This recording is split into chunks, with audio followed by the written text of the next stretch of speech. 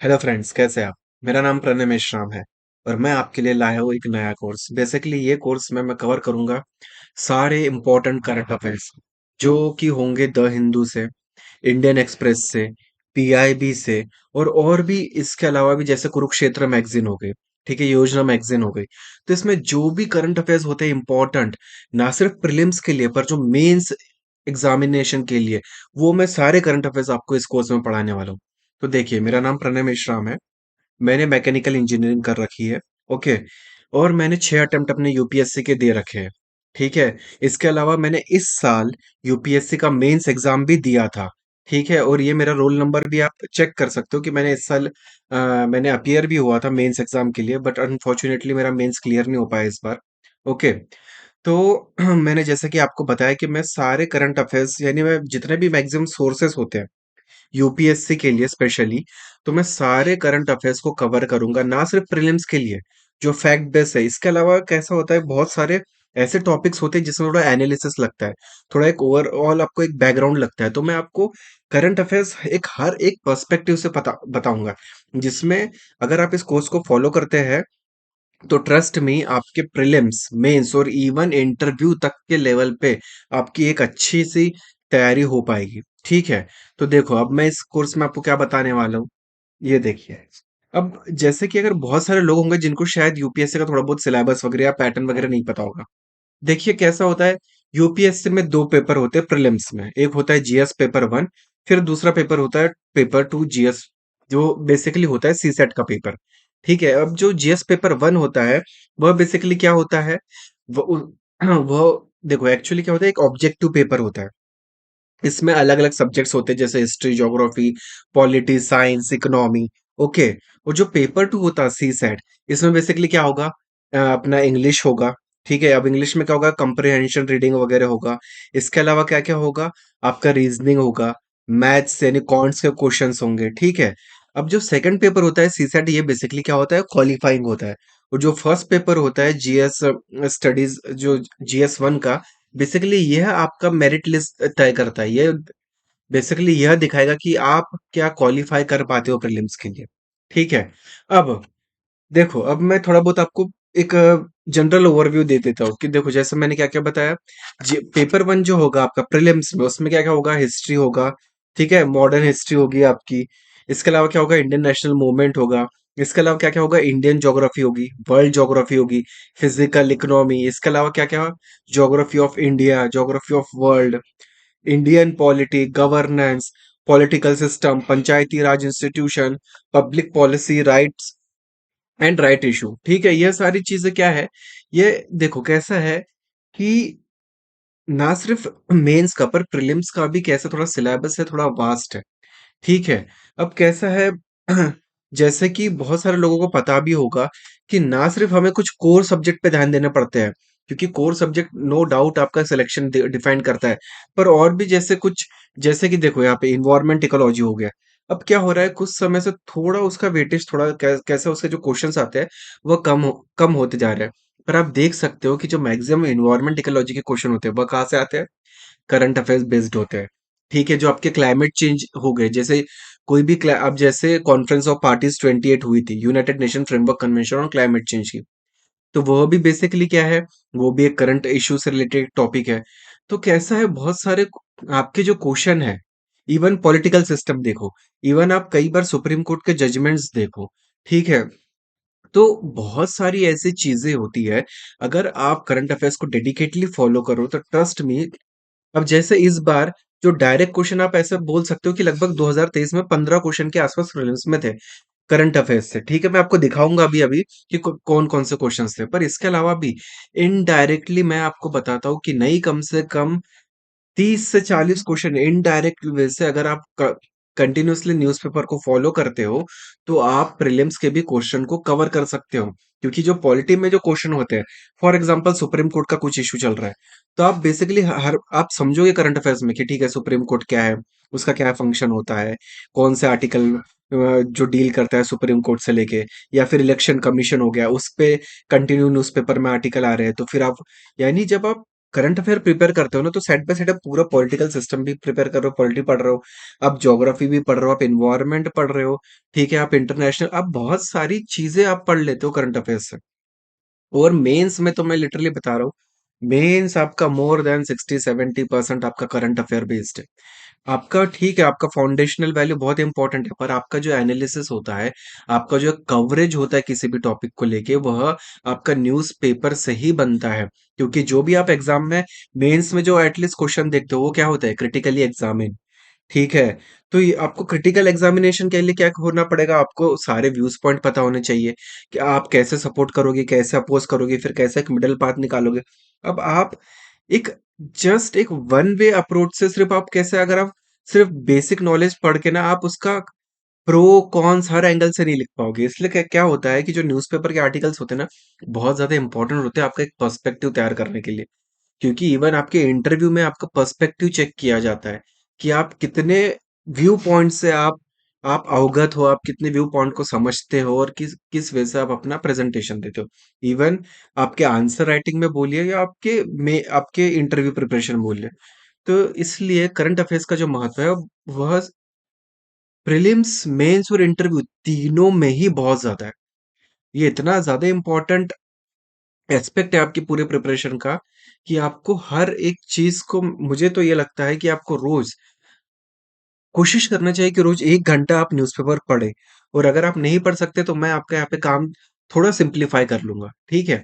अब देखिए, अब इसके अलावा भी क्या होता है, देखो जैसे द हिंदू में क्या होता है, साइंस के क्वेश्चन आते हैं, ठीक है। तो जो साइंस का टॉपिक आपका कवर होता है न्यूज़पेपर से, इसके अलावा क्या है, जो सोशल इश्यूज होते हैं वो आपके न्यूज़पेपर से कवर होते हैं।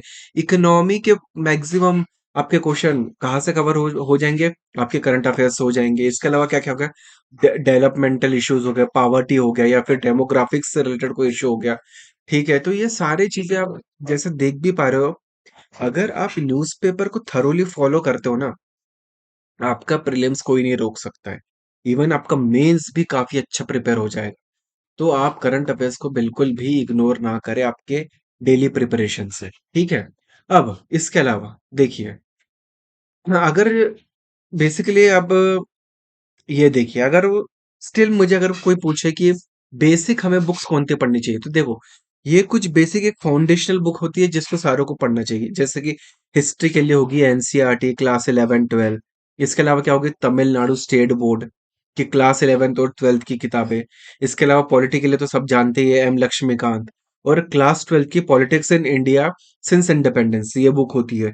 इसके अलावा क्या क्या है, ह्यूमन ज्योग्राफी हो गई, फिजिकल ज्योग्राफी होगी, वर्ल्ड ज्योग्राफी हो गई। इसके लिए तो बेस्ट होता है आप एनसीईआरटी पढ़ो, 6 से 12th तक, ठीक है। और इसके अलावा आपको थोड़ा और कंसेप्ट को जानना है, तो जीसी लियोंग आप पढ़ सकते हो, ठीक है। इसके अलावा इंडियन इकोनॉमी के लिए क्या है, क्लास 11th और 12th की एनसीईआरटी। और इसके अलावा आपको थोड़े और कंसेप्ट समझने हैं, तो रमेश सिंह जी की एक इंडियन इकोनॉमी पे एक बुक है। और इसके भी अलावा तो मैं तो बेस्ट बोलता हूँ कि आपका सोर्स होता है न्यूज़पेपर। इंडियन इकोनॉमी के लिए तो बेस्ट है आपको न्यूज़पेपर, बट स्टिल अगर किसी को कंसेप्ट समझने हैं, तो कंसेप्ट के लिए हाँ, आप रमेश सिंह जी की जो इंडियन इकोनॉमी की बुक है, आप प्रेफर कर सकते हो, ठीक है। और इसके अलावा फिर आपकी इन्वायरमेंट इकोलॉजी के हो गए, जैसे कुछ बुक्स हो गए, ठीक है। आपकी क्लास 12th के बायोलॉजी का चैप्टर 4, ठीक है। इसके अलावा क्या हो गया, आपकी 11th क्लास की ज्योग्राफी की बुक हो गई। इसके अलावा जो माजिद हुसैन है, वो बुक आप पढ़ सकते हो, ठीक है। अब साइंस एंड टेक्नोलॉजी के लिए भी क्या है, आप बेसिक कंसेप्ट के लिए क्लास 6 से क्लास 10th की किताबें पढ़े। पर इसके अलावा जो भी नई नई टेक्नोलॉजीज आती है, जैसे बायोटेक्नोलॉजी हो गई, जीन एडिटिंग हो गई, ठीक है, जीनोम सीक्वेंसिंग वगैरह सारी चीजें हो जाती है। तो उसके लिए तो आपको करंट अफेयर्स से ही पढ़ना पड़ता है। तो ये जो सारी देखो, जो भी फाउंडेशनल बुक्स होती है, वो आपका सिर्फ बेस बनाती है।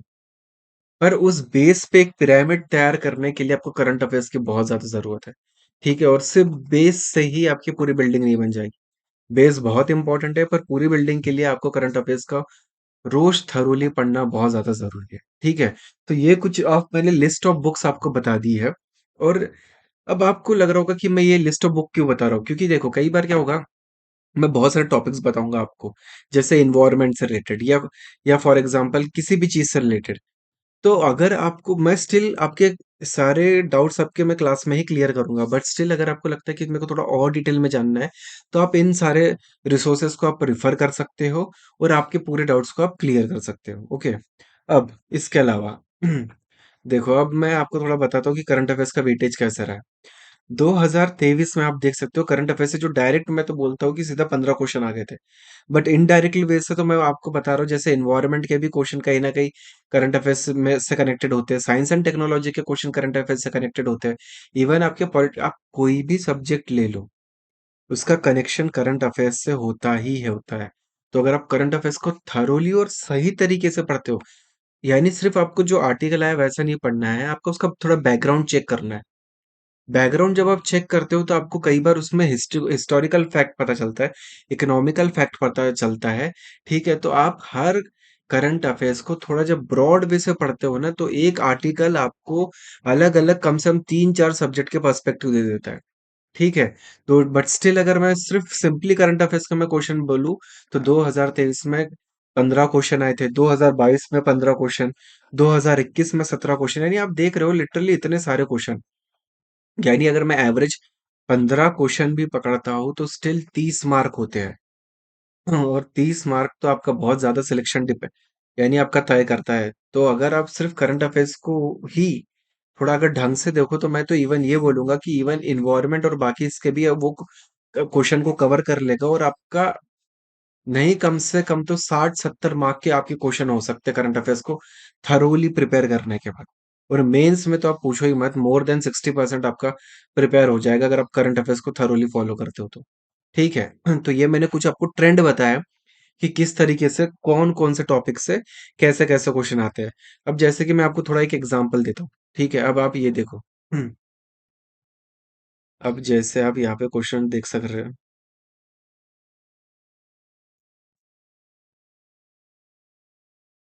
अब ये देखिए, ठीक है? अब ये देखिए जो G20 से रिलेटेड एक क्वेश्चन है। अब G20 से रिलेटेड ये क्वेश्चन क्या है, ये न्यूज़ में था, ठीक है?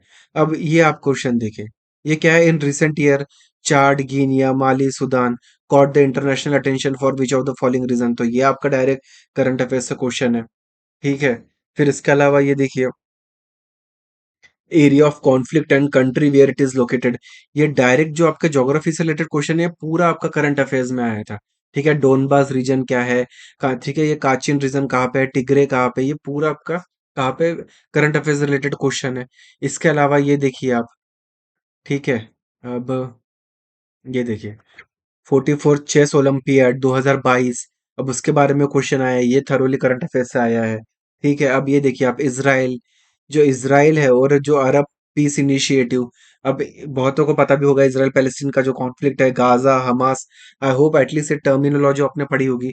तो ये सारी चीज़ें डायरेक्ट करंट अफेयर्स से थी, ठीक है? अब ये देखिए, जो major Dhyanchand Khel Ratna award, Arjuna award, Dronacharya award, ये भी आपको डायरेक्ट करंट अफेयर्स से, यानी ये तो पूरे बहुत ज़्यादा डायरेक्ट क्वेश्चन थे करंट अफेयर्स से। ठीक है, अगर स्टिल अगर मैं इंटरप्रिटेशन वाइज़ भी बताऊँ, तो इतने सारे क्वेश्चंस होते हैं जो डायरेक्ट करंट अफेयर्स से होते हैं। ठीक है?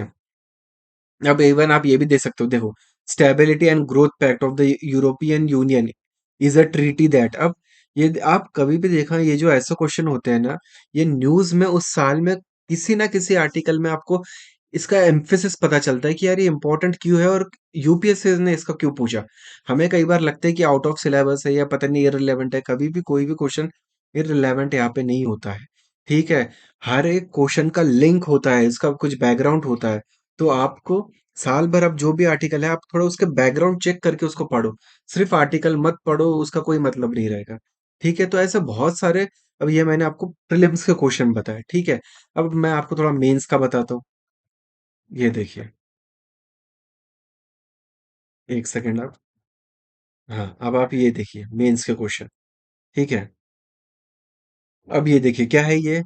इंडिया का जो मून मिशन है, अब थर्ड मून मिशन, ठीक है, अब इसके बारे में आपको ये सारी चीज़ें क्या कहाँ से पता चलेगी? ये तो आपके लिए, इसको आपको क्या करना पड़ेगा? आपको करंट अफेयर्स भी पढ़ने पड़ेंगे। ये वाला जो क्वेश्चन है, ठीक है? आप 16वाँ क्वेश्चन देख सकते हो। क्या है? What is the main task of the India's third moon mission which could not be achieved in its earlier mission? List the countries that have achieved this task. अब इन सारी चीज़ों के लिए क्या है? आपको करंट अफेयर्स पढ़ना पड़ता है। अब जैसे कि ये, ठीक है, अब ये आप देख सकते हो, inter government panel on the climate change has predicted a global sea level rise of about 1 meter by by 21st century. तो इसके लिए भी आप क्या है, आप अलग-अलग कॉन्फ्रेंस और पार्टीज के बारे में पढ़ सकते हो। Inter government panel on the climate change क्या है, ये सारी चीज़ें, ये इस पे कंटिन्यूअसली आपको आप साल भर में देखना, हर तीसरे चौथे दिन में आपको क्लाइमेट से रिलेटेड आर्टिकल मिलता ही मिलता है। तो आपका ये आर्टिकल हो गया, यानी मैं लिटरली आपको बता रहा हूँ, ये देखो अब ये इंटरनल सिक्योरिटी से रिलेटेड हो गया, ये वाला आर्टिकल। अब आप कोई भी क्वेश्चन उठाओ मेंस का, कोई भी, मैं लिटरली आपको बताता हूँ कि नहीं कम से कम 20 में से तो मोर देन 10 से 12 क्वेश्चन आप डायरेक्टली, अगर आपका करंट अफेयर्स 1-2 साल का अच्छा प्रिपेयर्ड है ना, आप आंसर लिख पाओगे, ठीक है? और अच्छा खासा आंसर लिख सकते हो। आप कनेक्शन एस्टेब्लिश कर सकते हो। अब देखो, अब इवन ये from being a net food importer in 1960, India has emerged as a net food exporter to the world, provide the region. तो इसके लिए आपको क्या लगेगा, इसके लिए आपको डाटा लगेगा। अब देखो क्या होता है, हर साल जब मॉनसून होता है या मॉनसून कम ज्यादा होती है, तो फूड से रिलेटेड आर्टिकल्स आते हैं। कई बार अगर सपोज ऑनियन या टमाटो का प्राइस गिर जाता है, तो क्या होता है, इन्फ्लेशन से रिलेटेड आर्टिकल्स आते हैं। तो ये सारी चीजों को अगर आप न्यूज़पेपर में आर्टिकल पढ़ते हो, तो आपको ये पूरा एरा कवर होता है कि ठीक है, जब आप पढ़ोगे ना तो आपको पता चलेगा, और आर्टिकल्स में ही आता है कि पहले इंडिया की क्या स्थिति थी, फिर ग्रीन रेवोल्यूशन से क्या हुआ, फिर 90s में क्या हुआ, फिर 2000 में क्या हुआ, फिर एग्रीकल्चर टेक्नोलॉजी का कैसे इस्तेमाल हो रहा है।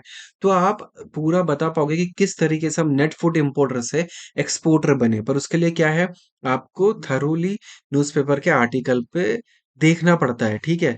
तो इसलिए देखो, मेंस के तो इतने क्वेश्चंस होते हैं करंट अफेयर से रिलेटेड, जिसके मैं बता नहीं सकता। अभी ये देखो, इवन ये आर्टिफिशियल इंटेलिजेंस, आप पेपर उठा लो, ठीक है?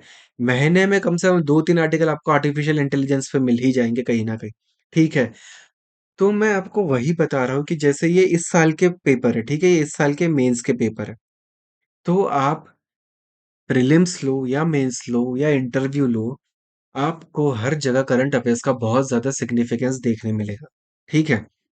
और मैं जो ये कोर्स लेके आने वाला हूँ, क्योंकि मैंने खुद 6 अटेम्प्ट दे रखे हैं और मैंने इस साल भी मेंस का एग्ज़ाम दे रखा है 2023 में, तो मुझे पता है कि आर्टिकल्स न्यूज़पेपर से कैसे निकाले जाते हैं, कैसे उसका बैकग्राउंड चेक किया जाता है, कैसे उसका एक नोट्स बनाए जाते हैं। तो मैं आपको एक थरोली एक ऐसा कोर्स प्रिपेयर करके दूँगा जिसमें आपकी घंटों की मेहनत बचने वाली है, ठीक है? तो मैं इस पे पूरे लेक्चर्स मैं रोज हिंदू से द इम्पोर्टेंट आर्टिकल निकाल के लेके आऊंगा, इंडियन एक्सप्रेस से, पीआईबी से, मैं रोज इस पे डेडिकेटेड आर्टिकल्स निकाल के लेके आऊंगा, ताकि आपको पूरा न्यूज़पेपर देखने की कभी जरूरत ही ना पड़े। क्योंकि पूरा दिन भर के जो न्यूज़पेपर होता है ना, उसमें हार्डली 2-3 आर्टिकल होते हैं जो काम के आते हैं। ठीक है, तो बस आपको उन 2-3 आर्टिकल पे भी मैं आपकी मेहनत बचाऊंगा पूरी तरह से। तो आप मेरे इस कोर्स को फॉलो कीजिए, एंड आई होप कि आपको मेरा ये जो पूरे सेशन होंगे आपको काफ़ी ज़्यादा मदद देंगे और आप बहुत अच्छा स्कोर कर पाओगे आपके हर स्टेज ऑफ द एग्ज़ामिनेशन, ठीक है? So thank you and have a nice day.